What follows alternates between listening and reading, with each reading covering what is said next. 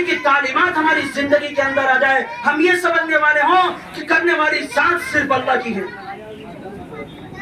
الو میں کیا طاقت ہے کہ وہ کسی مکان پہ اگر بول جائے تو موت کا پیغام جاری کر دے؟ ہما پرندے میں کیا طاقت ہے کہ وہ کسی کو بول کر خوشحالی عطا کر دے؟ کبوتر میں کیا طاقت ہے جس مکان کے اندر آ جائیں تو وہاں برکت آتی ہے؟ اور طوطے کے اندر کیا طاقت ہے کہ اگر وہ کسی مکان کے اندر آ جائے تو اللہ کی رحمت اترنے لگتی ہے؟ نبی پاک صلی اللہ علیہ وسلم نے تو منع کیا، الطیرۃ شرک، بدفعلی تو شرک ہے، اسلام کے اندر اس کا کوئی رواج نہیں۔ میرے نبی نے یہ بھی فرمایا، لا عدوہ ولا حامتا ولا قولا ولا نوا، عدوہ کوئی چیز نہیں، تادیہ کوئی چیز نہیں، اسلام کے اندر چھوت چھات کوئی چیز نہیں۔ ایک آدمی کا مرض دوسرے کو لگ جائے، ایک آدمی کی بیماری دوسرے کو لگ جائے، ایک آدمی کی بیماری متعدی ہو کر وہاں لگ جائے، اسلام میں اس کا کوئی تصور نہیں۔ تم سب ایک ماں باپ کی اولاد ہو، تم ایک دوسرے کی اولاد ہو، تم بھائی بند ہو، اسلام میں اس کا کوئی تصور نہیں۔ ولا قولا ولا حامدا، حاما کوئی چیز نہیں، مردے کی ہڈی قبر سے نکل کے الو بن جاتی ہیں۔ لوگوں کا تصور یہ ہے وہ الو جس مکان پہ بیٹھ جائے، وہ الو جہاں آواز دے دے وہ گھر تباہ، وہ محلہ تباہ، وہاں موت پسر جاتی ہے، موت ہی موت پڑی ہوتی ہے۔ اسلام میں اس کا کوئی تصور نہیں۔ اے لوگوں، تم الو کو منحوس سمجھتے ہو، میں یہ کہتا ہوں ٹھاکر دوارے کے مسلمانوں، وہ تو اللہ کی مخلوق ہے، اسے منحوس سمجھنے سے پہلے اپنے کالے کرتوتوں کو منحوس سمجھو۔ کاش کے بدعمالیوں کو غلط سمجھا ہوتا، کاش کے ہم نبی کی سنت کے خلاف ہیں اس کو ہم نے غلط سمجھا ہوتا، ہم نماز نہیں پڑھتے اس کو غلط سمجھا ہوتا، ہم نبی کی تعلیمات پر عمل نہیں کرتے ہم نے اس کو غلط سمجھا ہوتا، قسم رب کعبہ کی ہمیں دونوں جہان کی کامیابی مل گئی ہوتی۔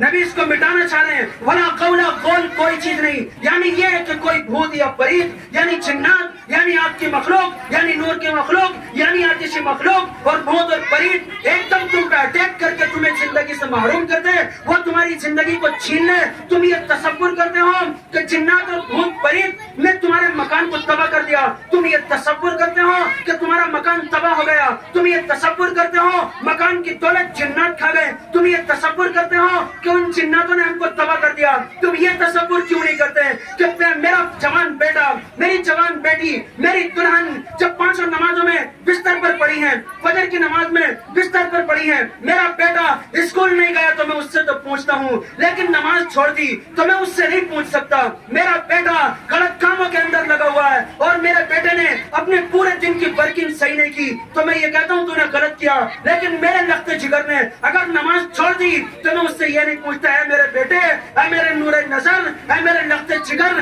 اے میرے دل کے ٹکڑے، اے میری زندگی کے سہارے، اے میرے بڑھاپے کے سہارے، یہ تو بتا کہ تو نے نماز کیوں چھوڑ دی، اللہ کا فرمان کیوں چھوڑ دیا، نبی پاک کی تو نے نبی پاک کو تکلیف کیوں دی؟ یہ بات کا پوچھنے والا اس مجمع کے اندر بھی اور عام طور سے مسلمانوں میں بھی کوئی پوچھنے والا نہیں ہے۔ رونا اس بات کا ہے مسلمانوں، جانوروں کی کوئی نحوست نہیں ہوتی۔ نبی پاک نے ارشاد فرمایا ولا نوا، نوا کوئی چیز نہیں ہے۔ ایک ستارہ دوسری منزل میں چلا جائے اس سے آپ کا مستقبل نہیں بدل سکتا۔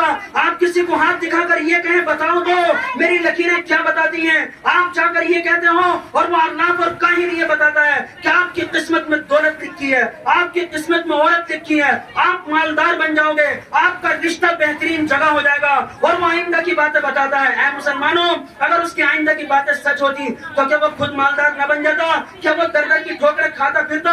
اسلام میں اس کی کوئی گنجائش نہیں، بلکہ نبی نے یہ کہا من اتی عرافا او کاہنا فصدقوا بما یقول فقد کفر بما انزل۔ جو کسی کاہن کے پاس گیا، کسی عراف کے پاس گیا، کسی نجومی کے پاس گیا، کسی بھٹیے کے پاس گیا ہاتھ دکھانے کے لیے، مستقبل کی باتیں معلوم کرنے کے لیے، اور اس کی باتوں کی تصدیق کر کے یہ کہا کہ ہاں آپ سچ کہتے ہو، تو اس نے نبی پاک صلی اللہ علیہ وسلم کی تعلیمات کا انکار کیا۔ مجھے تو یہ حدیث بھی یاد آتی ہے مسلمانوں، نبی پاک صلی اللہ علیہ وسلم نے کہا من اتی عرافا فسأل عن شیء لم يقبل له صلاة 40 یوما، جو کسی عراف اور کاہن کے پاس جائے اور اس سے کسی بات کے بارے میں معلوم کرے تو اللہ رب العزت والجلال اس کی 40 دن کی نمازیں قبول نہیں فرماتے۔ یہ بات کس نے سکھائی؟ یہ بات سکھائی ہے قرآن نے، یہ بات سکھائی ہے نبی کی تعلیمات نے، جس نے یہ کہا کہ اللہ اور اس کے رسول پر ایمان لاؤ، تم اپنا رشتہ اللہ سے جوڑو، رسول اللہ سے جوڑو، کہ اللہ کے علاوہ کوئی رب نہیں اور نبی پاک صلی اللہ علیہ وسلم کے علاوہ کوئی رہبر نہیں۔ یہ چاہتا ہے ایمان میرے بھائیوں. آج ہم سے یہ بات چاہی جا رہی ہے کہ ہمارا ایمان مضبوط ہو جائے, رسموں سے ہٹ کر, قسموں سے بٹ کر اور جاہلیت سے ہٹ کر, رواجات سے ہٹ کر دین پہ آ جائے. رب کعبہ کی قسم زندگی کا مزہ ہی آ جائے گا. کریں گے انشاءاللہ.